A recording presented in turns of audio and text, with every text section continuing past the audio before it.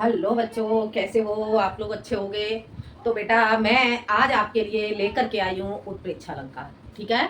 कल मैंने आपको पढ़ाया था रूपक अलंकार और आज मैं आपके लिए लेकर के आई हूँ उत्प्रेक्षा अलंकार। क्या पढ़ेंगे आज हम? आज हम पढ़ेंगे उत्प्रेक्षा अलंकार।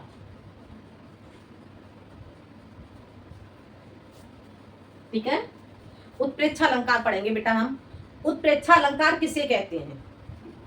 उत्प्रेक्षा अलंकार किसे कहते हैं? जहां उपमेय में उपमान की संभावना की जाती है उसे हम उत्प्रेक्षा अलंकार कहते हैं।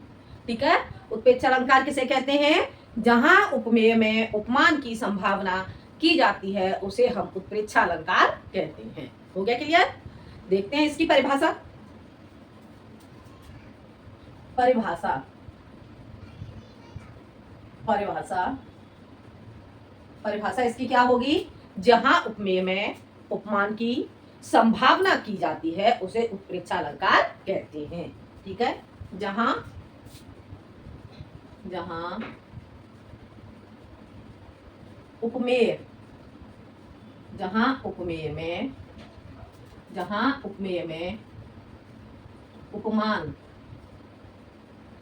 की संभावना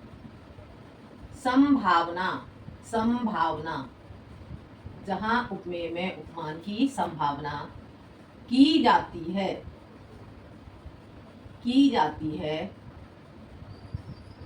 जहां उपमेय में उपमान की संभावना की जाती है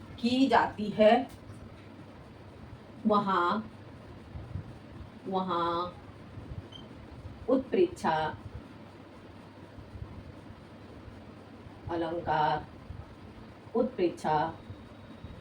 अलंकार उत्प्रेक्षा अलंकार होता है। ठीक है बेटा। जहां उपमेय में उपमान की संभावना की जाती है वहां पर उत्प्रेक्षा अलंकार होता है।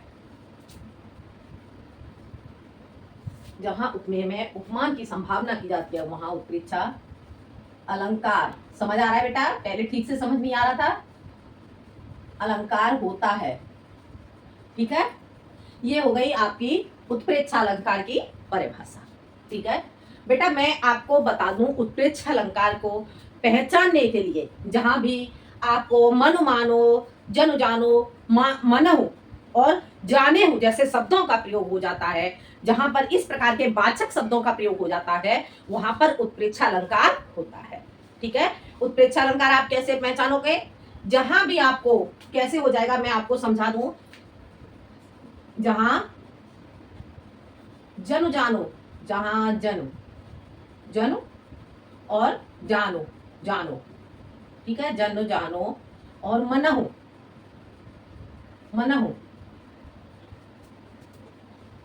और मानो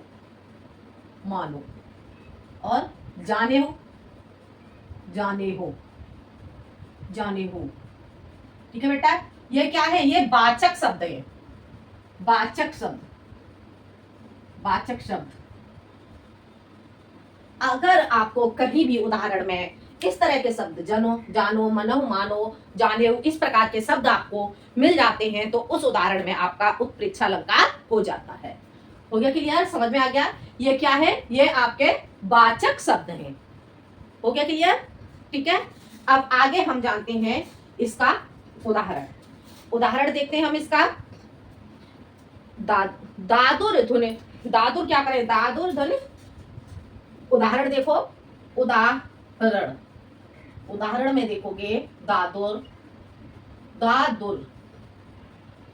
क्या कर रहे हैं? दादुर धन चह और दादुर धुन चहु और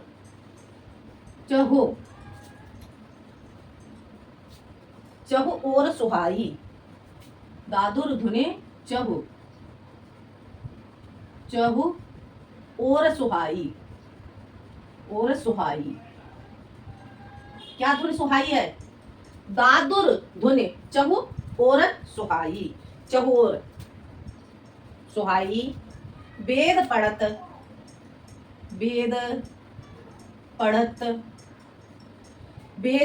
पढ़त जनु।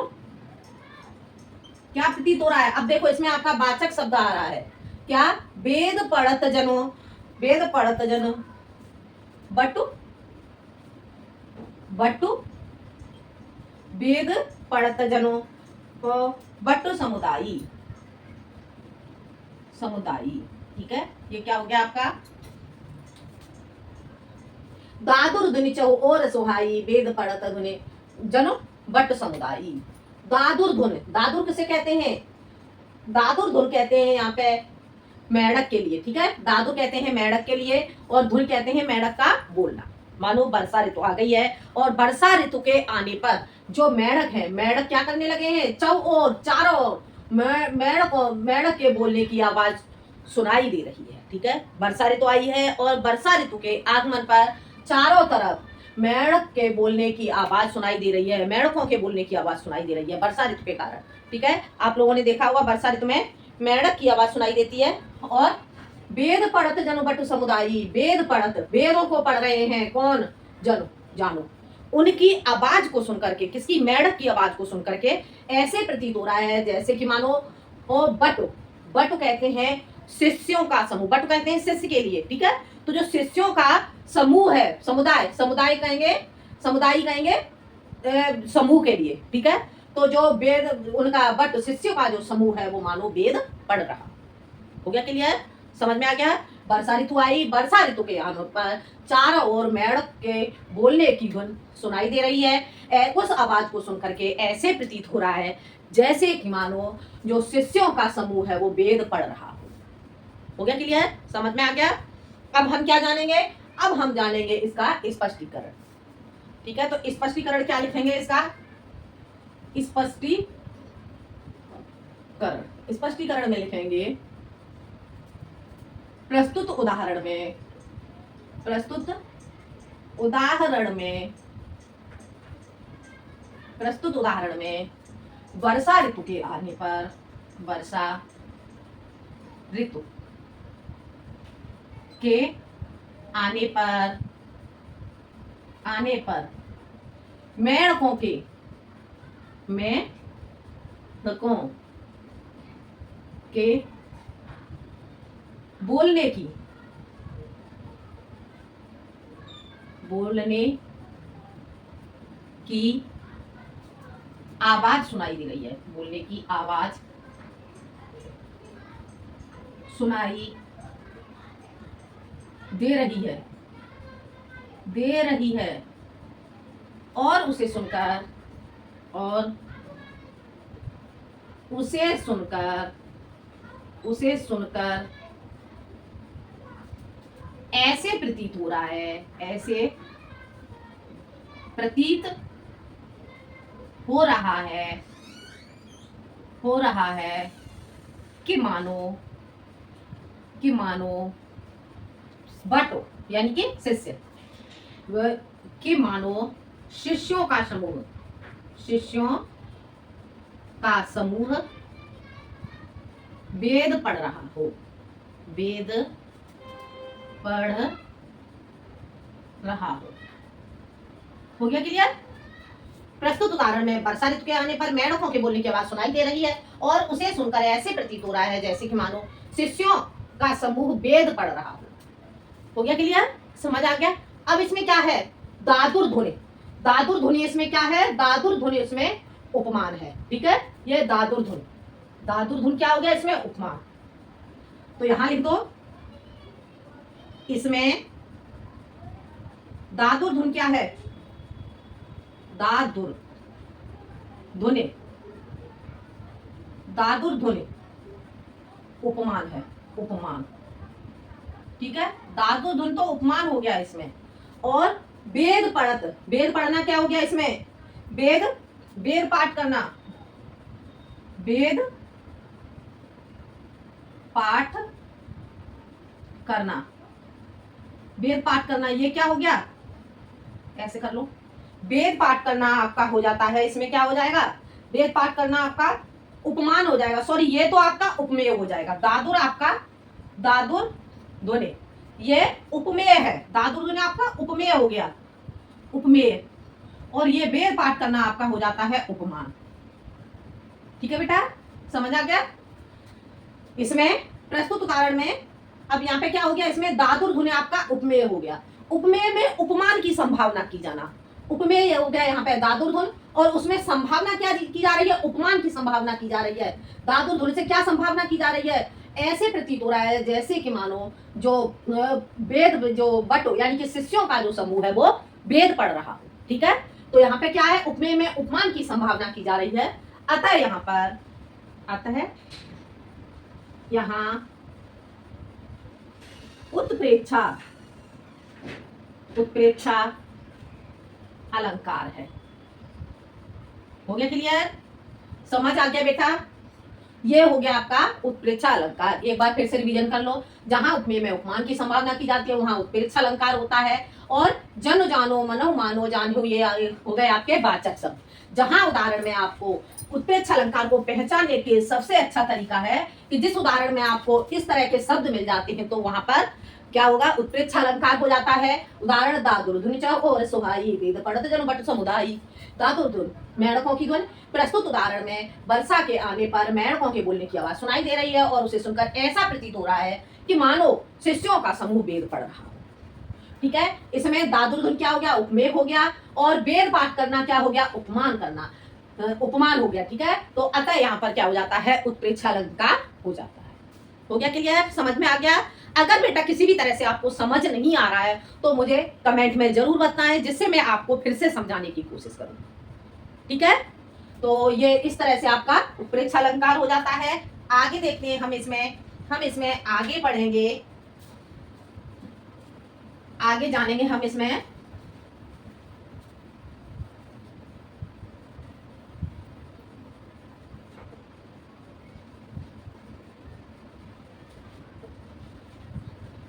आगे देखते हैं बेटा हम इसका अगला उदाहरण। एक उदाहरण और मैं आपको समझा दे रही हूं जिससे आपको ठीक से समझ में आ जाए। ठीक है, अगला उदाहरण होगा नेत्र मानो कमल है। उदाहरण ठीक है, एक उदाहरण और समझ लो जिससे आपको कोई प्रॉब्लम नहीं हो, ठीक से समझ में आ जाए। नेत्र मानो कमल है। नेत्र मानो कमल है। अब देखो इस उदाहरण में क्या बताया जा रहा है, नेत्र मानो कमल है। नेत्र कमल है नहीं है, लेकिन यहाँ पे क्या संभावना की जा रही है। ठीक है, तो यहाँ पे कौन सा मानो, और आपको वाचक शब्द भी मिल गया इस उदाहरण में, तो इस तरह से यहाँ पे कौन सा उत्प्रेक्षा अलंकार हो जाता है। तो देखते हैं इसका स्पष्टीकरण क्या हो जाएगा इसमें। प्रस्तुत उदाहरण में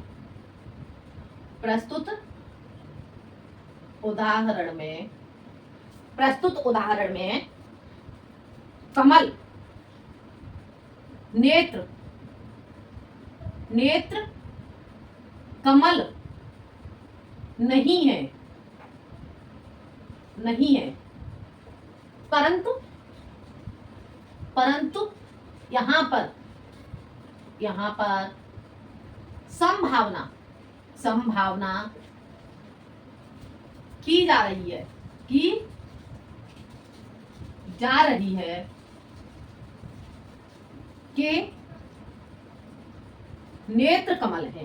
नेत्र कमल है, जबकि वास्तव में नेत्र कमल नहीं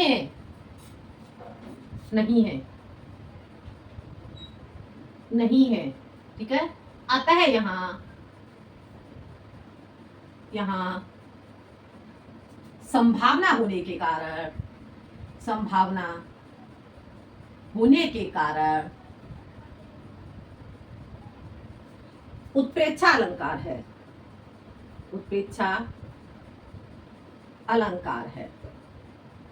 ठीक है बेटा, ये आपको समझ में आ गया होगा।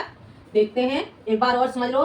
नेत्र मानो कमल है, यहाँ पे संभावना की जा रही है कि नेत्र क्या है, मानो। यहाँ पे माना गया है कि जो नेत्र है वो क्या है, कमल है। परंतु क्या है, वो कमल नहीं है। ये उदाहरण से ही स्पष्ट हो रहा है कि ये माना जा रहा है वास्तव में नेत्र कमल नहीं है। ठीक है, तो प्रस्तुत उदाहरण में नेत्र कमल नहीं है, परंतु यहाँ पर संभावना की जा रही है कि नेत्र कमल है, जबकि वास्तव में नेत्र कमल नहीं है। अतः यहाँ संभावना होने के कारण उत्प्रेक्षा अलंकार है। हो गया क्लियर? समझ आ गया बेटा आपको? मुझे लग रहा है आपको समझ आ गया होगा। मैंने आपको इसके 2 उदाहरण समझा दिए। ठीक है, अब आगे हम जानेंगे उत्प्रेक्षा अलंकार के भेद। उत्प्रेक्षा अलंकार के भेद।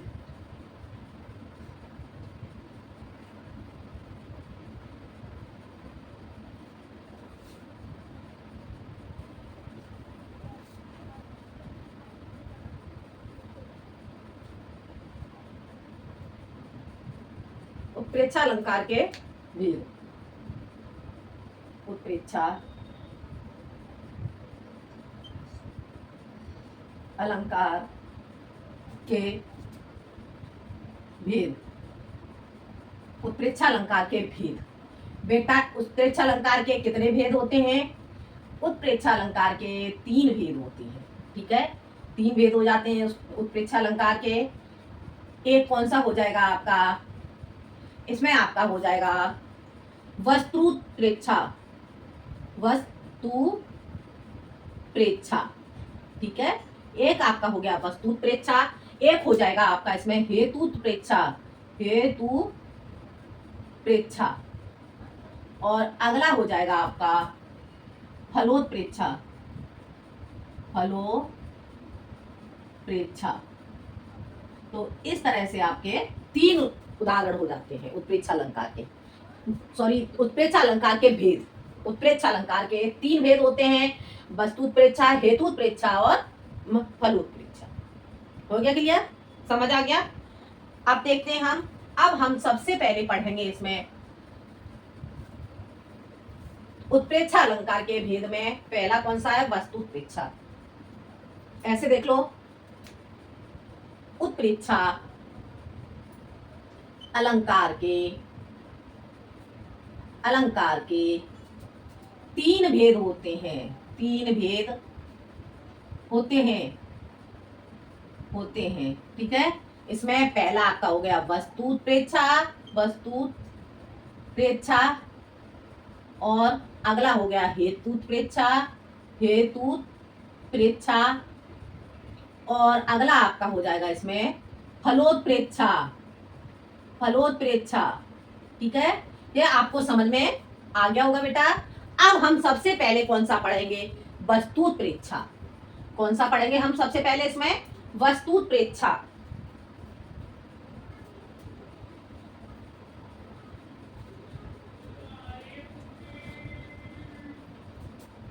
देखते हैं वस्तुत्प्रेक्षा जानेंगे हम। अब वस्तुत्प्रेक्षा का बेटा परिभाषा हम जानेंगे। तो वस्तुत्प्रेक्षा किसे कहते हैं? जहां एक वस्तु में दूसरी वस्तु की संभावना की जाती है, उसे हम वस्तुत्प्रेक्षा अलंकार कहते हैं। ठीक है बेटा, जहां एक वस्तु में दूसरी वस्तु की संभावना की जाती है, उसे हम वस्तुत्प्रेक्षा अलंकार कहते हैं। जहां एक वस्तु में दूसरी वस्तु की संभावना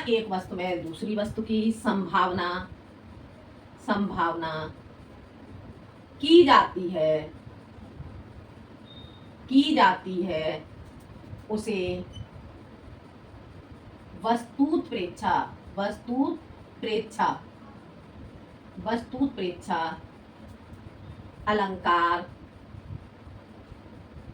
अलंकार कहते हैं। ठीक है, हो गया क्लियर?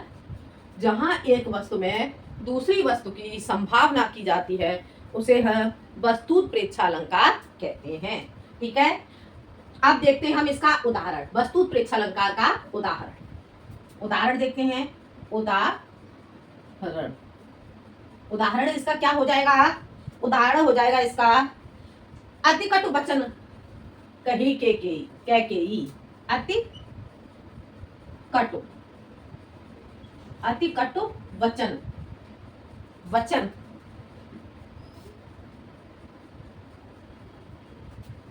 अति कटु वचन कहते कैकेयी, कैकेयी, अति कटु वचन कहत कैकेयी। क्या कह रही है कैकेयी? अति कटु वचन कहत कैकेयी क्या कह रही है? मानव, मानव, मानव लोन, मानव लोन, मानव लोन जरे, जरे पर, जरे, समझ आ रहा है बेटा? जरे पर देही। ठीक है, क्या हो गया? अति कटु वचन कहत कैकेयी मानव लोन जरे पर देही। क्या है? अति कटु वचन, अत्यधिक कड़वे वचन कहत, कह रही है कौन? कैकेयी। कैकेयी इस प्रकार से कड़वे वचन कह रही है जैसे कि मानो उसमें क्या संभावना की जा रही है कि जैसे कि मानो जरे, जले हुए पर वह नमक डाल रही हो, नमक छिड़कना। ठीक है, जो कैकेयी है, कैकेयी इस प्रकार के कड़वे वचन बोल रही है, उन वचनों को सुन करके ऐसे संभावना की जा रही है जैसे कि मानो वो कैकेयी जले पर नमक छिड़क रही हो। ठीक है, हो गया क्लियर? अब हम इसका स्पष्टीकरण जानेंगे। स्पष्टीकरण, स्पष्टीकरण में हम क्या लिखेंगे? इसमें प्रस्तुत उदाहरण में कैकेयी प्रस्तुत उदाहरण में कैकेयी अत्यधिक, अत्यधिक कड़वे वचन, कड़वे, अत्यधिक कड़वे वचन कह रही है, अत्यधिक कड़वे वचन कह रही है। ठीक है, तो क्या है? अति कटु वचन कह गई, अत्यधिक कड़वे वचन कह रही है, कह रही है, और ऐसी संभावना, ऐसी संभावना की जा रही है, जा रही है कि मानो जले पर नमक डाल रही हो, जले पर नमक डाल रही हो। ठीक है, क्या संभावना की जा रही है? जले पर नमक डाल रही हो। ठीक है, अब यहाँ पे क्या हो गया? इसमें उपमेय क्या हो जाएगा? कैकेयी के कड़वे वचन। ठीक है, अति कटु वचन, ये क्या हो जाएगा? उपमेय। इसमें उपमेय होगा, उपमेय होगा अति कटु वचन, कटु वचन। ठीक है, और इसमें उपमान क्या होगा? उपमान हो जाएगा, उपमान, उपमान हो जाएगा जले पर नमक डालना, जले पर नमक डालना। ठीक है, ये क्या है? अब उपमेय में उपमान की संभावना की जा रही है, उसके कड़वे वचनों के कारण यहाँ पर जले पर नमक डालने की संभावना की जा रही है, अतः यहाँ पर उत्प्रेक्षा अलंकार हो जाता है। ठीक है बेटा, हो गया क्लियर? समझ आ गया आपको? अब अतः, अब यहाँ पे आगे लिख दोगे, अतः यहाँ पर उत्प्रेक्षा अलंकार है। ठीक है, तो अतः यहाँ पर उत्प्रेक्षा अलंकार है। ठीक है, उत्प्रेक्षा अलंकार हो जाता है। ठीक है, तो ये आपको समझ में आ गया होगा। वस्तु उत्प्रेक्षा एक बार फिर से रिवीजन कर लो इसका। जहां एक वस्तु में दूसरी वस्तु की संभावना की जाती है उसे वस्तु उत्प्रेक्षा अलंकार कहते हैं। उदाहरण, अति कटु वचन कहत कैकेयी मानव लोन जले पर देही। स्पष्टीकरण, प्रस्तुत उदाहरण में कैकेयी अत्यधिक कड़वे वचन कह रही है और ऐसी संभावना की जा रही है कि मानो जले पर नमक डाल रही हो। अतः यहाँ पर जो उपमेय है, जो अति कटु वचन है वो उपमेय हो जाता है और जले पर नमक डालना उपमान हो जाता है। अतः यहाँ पर उत्प्रेक्षा, कौन सा? वस्तु उत्प्रेक्षा अलंकार। अतः यहाँ पर वस्तु उत्प्रेक्षा अलंकार लिखोगे बेटा। अतः यहाँ पर वस्तु उत्प्रेक्षा अलंकार होता है। अतः यहाँ पर वस्तु प्रेक्षा, वस्तु प्रेक्षा अलंकार हो जाता है। ठीक है, हो गया क्लियर? वस्तु प्रेक्षा अलंकार समझ में आ गया। अब हम इसके बाद आगे पढ़ेंगे हेतु प्रेक्षा अलंकार। ठीक है, तो आगे हम क्या जानेंगे? आगे हम जानेंगे इसमें हेतु प्रेक्षा अलंकार।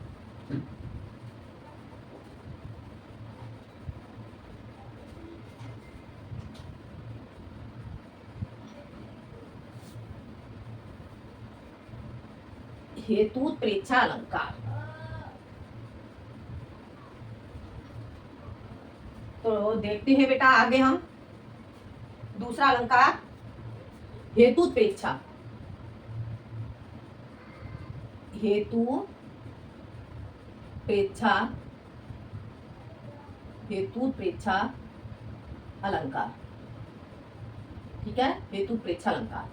अब इसकी परिभाषा क्या हो जाएगी? जहां अहेतु में, जहां पर अहेतु में हेतु की संभावना की जाती है उसे हम हेतु प्रेक्षा अलंकार कहते हैं। ठीक है बेटा, जहां अहेतु में हेतु की संभावना की जाती है उसे हम क्या कहेंगे? हेतु प्रेक्षा अलंकार कहते हैं। देखते हैं इसकी परिभाषा। ठीक है, जहां अहेतु में, जहां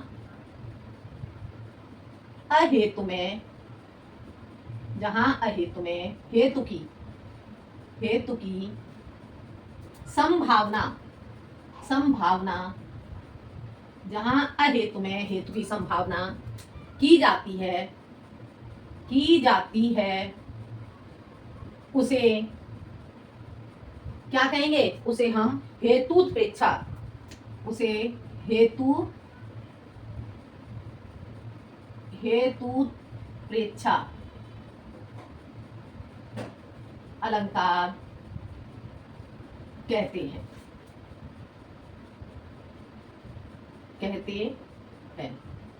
ठीक है बेटा, जहां अहेतु में हेतु की संभावना की जाती है उसे हेतु प्रेक्षा अलंकार कहते हैं।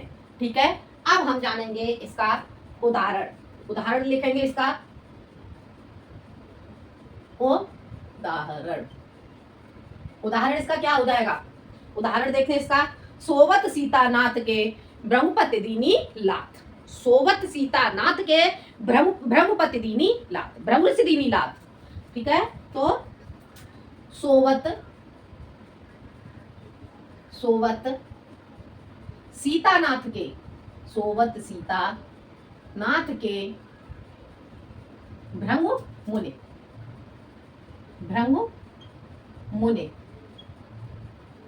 दीनी लात,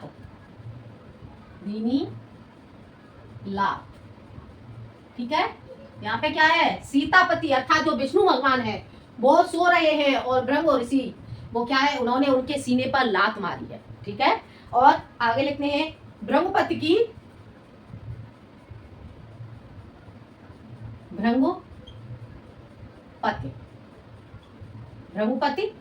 ब्रह्मपति की गति हरी। यहां पर क्या किया? ब्रह्मपति की गति का हरण कर लिया। मानो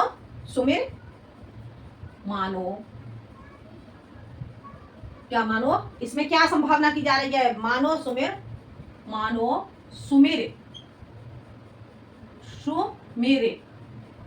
वह बात।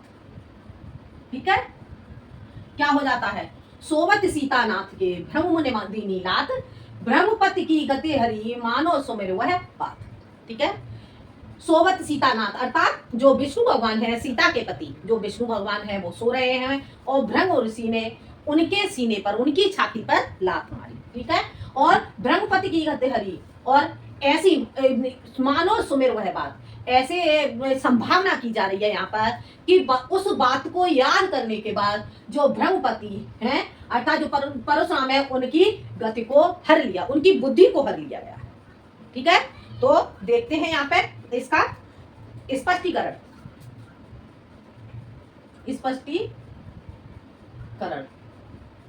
स्पष्टीकरण यहाँ पे क्या हो जाएगा? प्रस्तुत उदाहरण में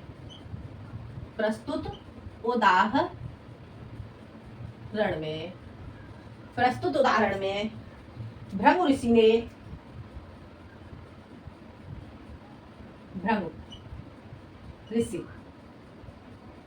ने सोए हुए सोए हुए सोए हुए विष्णु भगवान के सोए हुए सीतापति विष्णु भगवान के सीने पर लात मारी।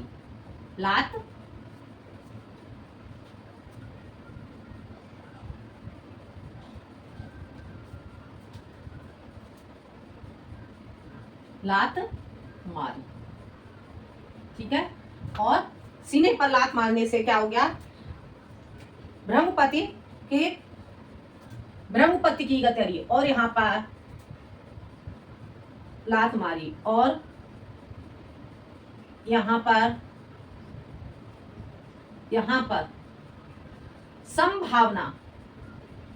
संभावना की जा रही है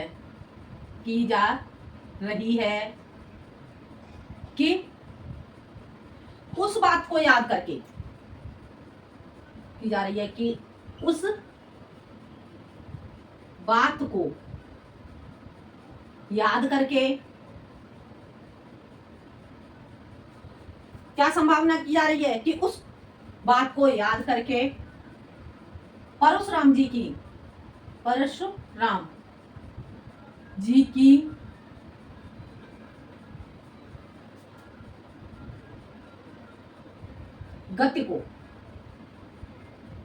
गति का अर्थात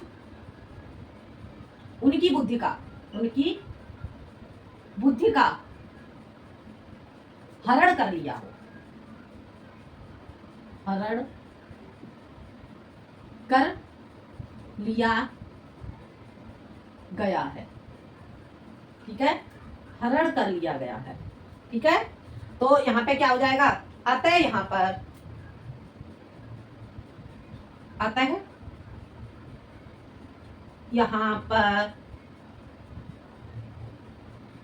हेतु प्रेक्षा, अतः यहां पर हेतु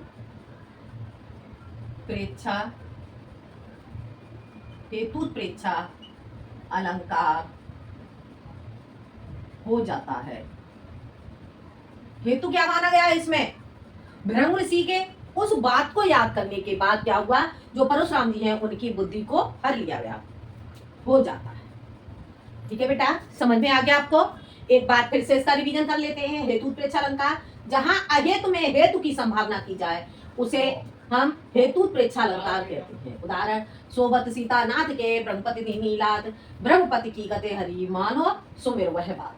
प्रस्तुत उदाहरण में भृंग ऋषि ने सोए हुए सीतापति विष्णु भगवान के सीने पर लात मारी और यहाँ पर संभावना की जाती है कि उस बात को याद करके जो परशुराम जी हैं, परशुराम जी की गति का अर्थात उनकी बुद्धि का हरण कर लिया गया है। अतः यहाँ पर हेतु प्रेक्षा अलंकार हो जाता है।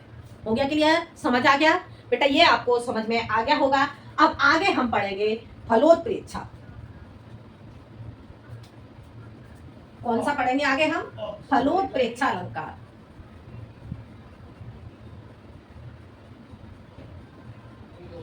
फलोत्प्रेक्षा ये लास्ट है आपका, फलोत्प्रेक्षा अलंकार।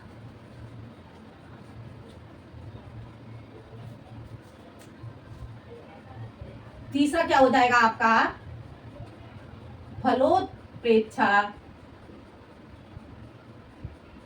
अलंकार। ठीक है, फलोत्प्रेक्षा अलंकार बेटा। अब इसमें क्या है, इसमें फल की संभावना की जाती है, उसे फलोत्प्रेक्षा अलंकार कहते हैं। जहां पर अफल में फल की संभावना की जाए वहां पर हेतु प्रेक्षा अलंकार, वहां पर फलोत्प्रेक्षा अलंकार होता है। ठीक है, तो इसकी परिभाषा क्या लिखेंगे, जहां अफल में फल की संभावना की जाए, फल में फल की संभावना की जाए वहां वहां फलोत्प्रेक्षा फलोत्प्रेक्षा अलंकार होता है। ठीक है बेटा, क्या हो गया? जहां अफल में फल की संभावना की जाए वहां फलोत्प्रेक्षा अलंकार होता है। ठीक है, ये हो गई आपकी फलोत्प्रेक्षा अलंकार की परिभाषा। अब हम जानेंगे इसका उदाहरण। उदाहरण देखते हैं बेटा इसका उदाहरण। ठीक है, अब इसका उदाहरण क्या हो जाएगा? बढ़त ताड़ को पेड़ है, बढ़त ताड़, बढ़त ताड़ को, बढ़त ताड़ को पेड़ यह, बढ़त ताड़ को पेड़ यह, बढ़त ताड़ को पेड़ यह मनु मनु चूमत मत चूमन आकाश, आकाश। ठीक है, क्या संभावना की जा रही है यहाँ पे? बढ़त ताड़ को पेड़ यह है, मन चूमन आकाश। ठीक है, मन चूमन को आकाश, मन चूमन को आकाश, चूमन को। ठीक है, मन चूमन को आकाश, आकाश। ठीक है, ये हो गया आपका बढ़त ताड़ को पेड़ यह, मन चूमन को आकाश। अब इसका स्पष्टीकरण में इसका क्या हो जाएगा? बढ़त ताड़ को पेड़, जो ताड़ का वृक्ष है वो बढ़ता जा रहा है, लंबा होता जा रहा है, और वहां पर क्या संभावना की जा रही है कि ताड़ का वृक्ष किस फल के कारण वह क्या फल पाना चाहता है? वो आकाश को चूमना चाहता है। अर्थात जो ताड़ का वृक्ष है वो आकाश को चूमने की इच्छा से बढ़ रहा है। तो ये क्या है? यहाँ पे ये संभावना की जा रही है, लेकिन ये असंभव है। ये अफल में फल की संभावना की जा रही है। ठीक है, क्योंकि जो वृक्ष है वो आकाश को कैसे चूम सकता है? ठीक है, तो इसके स्पष्टीकरण में लिखेंगे स्पष्टीकरण। स्पष्टीकरण में क्या हो जाएगा? प्रस्तुत उदाहरण में, प्रस्तुत उदाहरण में, प्रस्तुत उदाहरण में, प्रस्तुत उदाहरण में कल्पना कल्पना की जा रही है कि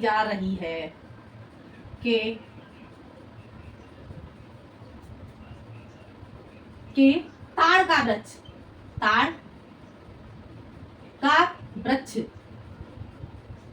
ताड़ का वृक्ष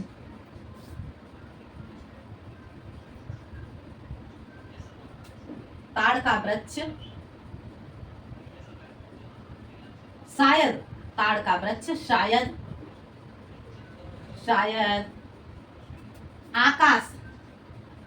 आकाश को चूमने की इच्छा से, चूमने की इच्छा से बढ़ रहा है,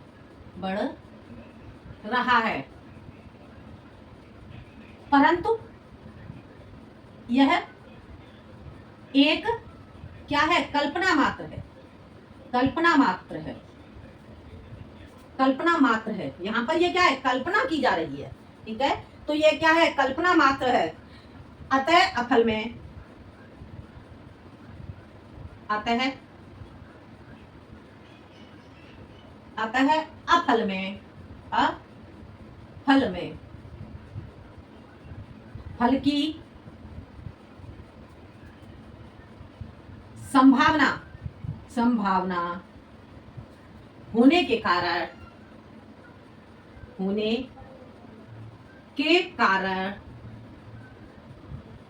यहाँ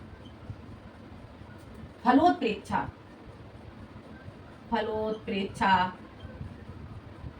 अलंकार हो जाता है, अलंकार हो जाता है।